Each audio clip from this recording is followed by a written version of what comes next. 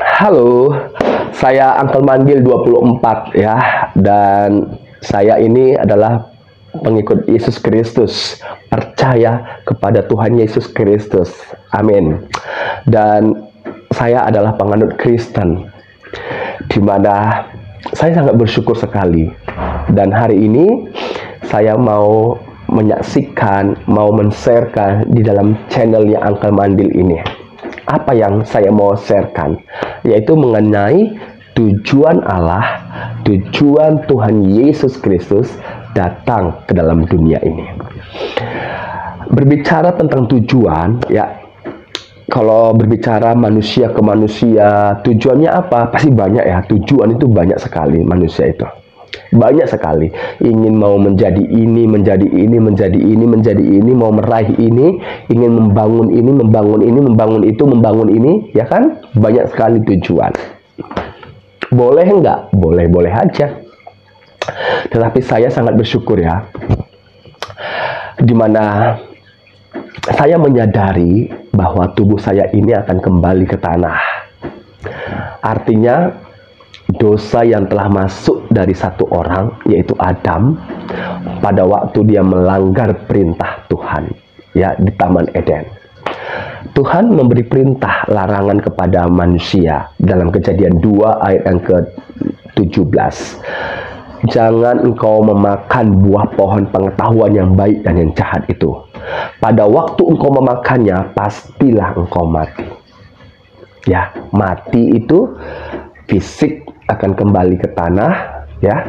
Yang kedua, terpisahnya hubungan kita, retak, ya, tidak lagi harmonis hubungan kita dengan Tuhan. Yang ketiga, terpisahnya selama-lamanya dari Tuhan. Artinya masuk dalam penghukuman kekal, kematian kekal. Tetapi Allah mengasihi manusia. Kenapa dikasihi manusia?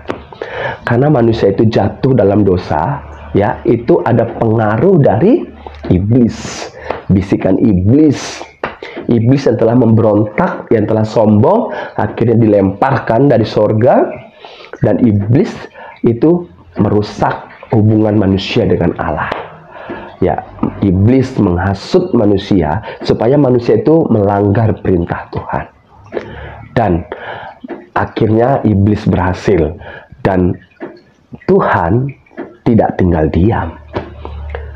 Dia yang hadir, dia yang telah memberikan perintah larangan itu, ada konsekuensi, maka dia juga menunjukkan keadilannya, bahwa dosa itu menuntut kematian darah.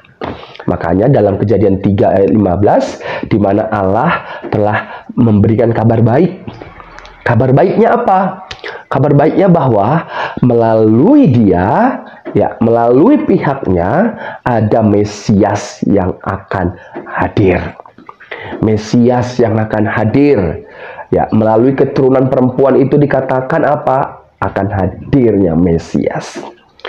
Mesias itu bukan dari manusia yang berdosa, tapi dari pihak Tuhan sendiri. Seperti yang dikatakannya dalam Yesaya 43 ayat 11, tidak ada juru selamat selain daripada Tuhan sendiri. Dan Tuhan Allah menjadi manusia, berinkarnasi menjadi manusia. Mustahil nggak sih kalau Tuhan itu menjadi manusia? Ya nggak mustahil. Tidak mustahil. Kenapa dia menjadi manusia? Karena yang dia selamatkan adalah manusia. Dan hukum yang sudah dia keluarkan adalah pada waktu engkau memakannya, pastilah engkau mati.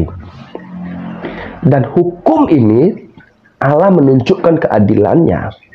Ya, keadilannya adalah dia yang harus turun tangan. Dia yang menjadi manusia. Allah yang telah menjadi manusia, berinkarnasi menjadi manusia di dalam Yesus Kristus. Firman Allah itu menjadi manusia. Sang firman itu menjadi manusia. Yesus Kristus yang datang berasal keluar dari Allah, ya, hadir bagi saya dan saudara. Makanya dikatakan, karena begitu besar kasih Allah akan dunia ini, supaya setiap orang yang percaya kepadanya tidak binasa, melainkan beroleh hidup yang kekal. Hidup yang kekal itu hidup selama-lamanya bersama dengan Allah. Luar biasa, ya.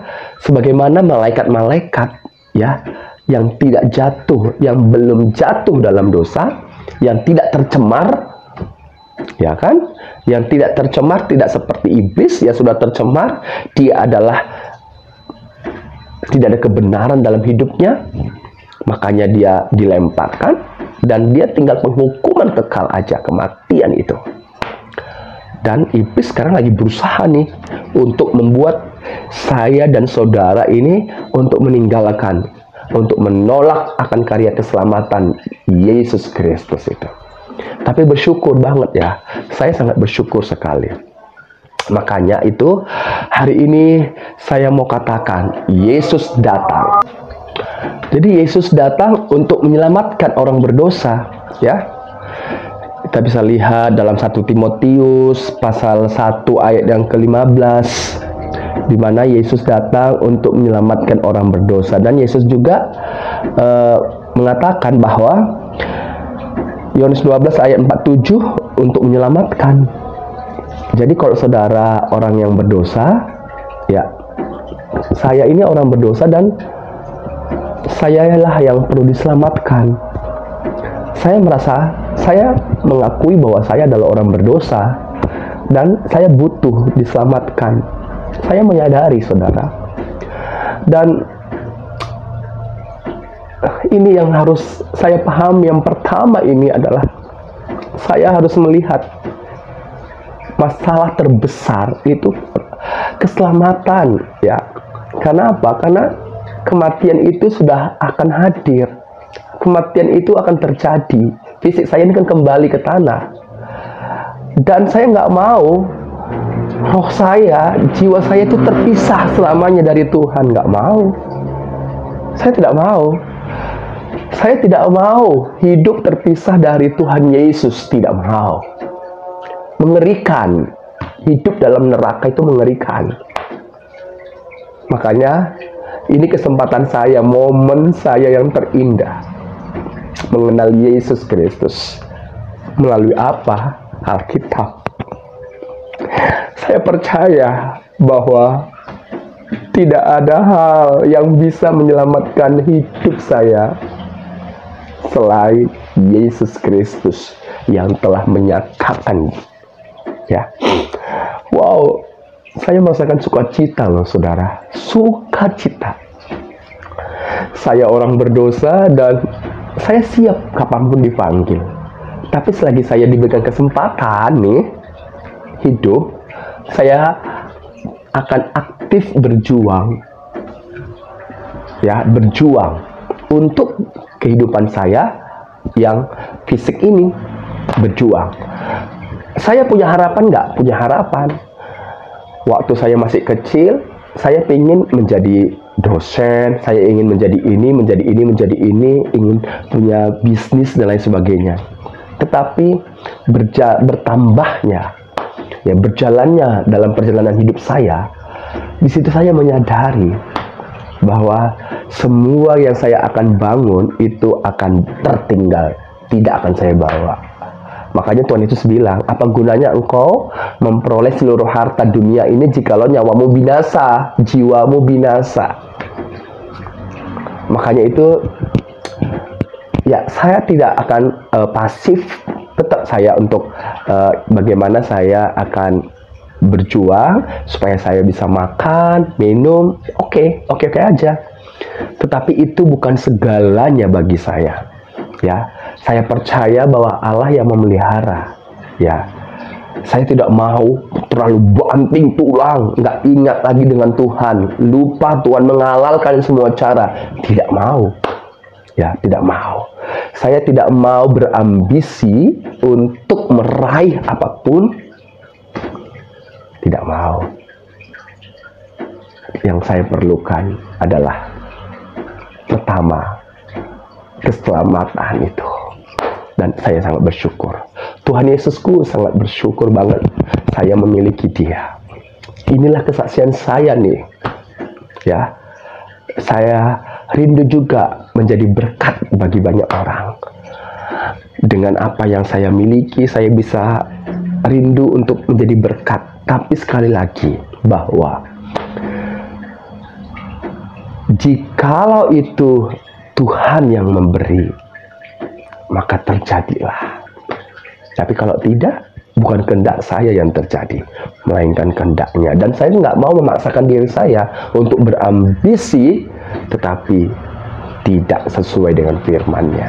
Ya, inilah menjadi kesaksian saya.